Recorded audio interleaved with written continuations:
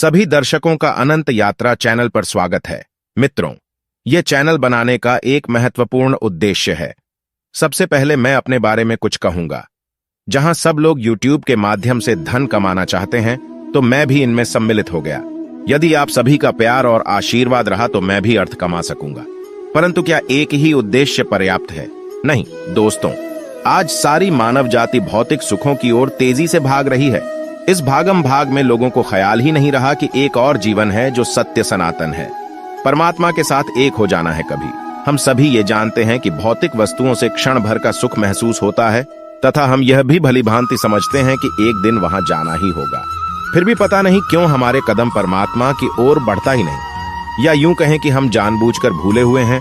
याद तो आती है, जब असहनीय पीड़ा होती है तो उसकी याद आती है, किंतु जहां एक बूंद सुख की महसूस होती है, हम फिर उस सागर को भूल जाते हैं। इस योग्य तो मैं भी नहीं कि जैसे आप वैसा मैं भी हूं।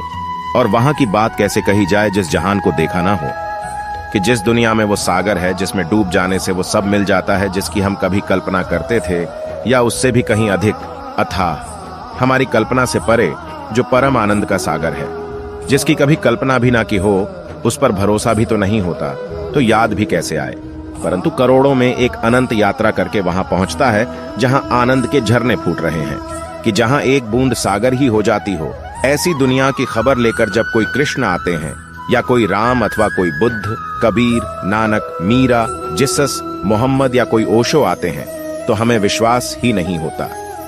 लगता है कि ये कैसे सपने दिखा रहे हैं जो सपना भी नहीं मालूम होता। उन्हें देखने से लगता तो है कि कुछ पाया है, कुछ ऐसा जो कभी समाप्त नहीं होता।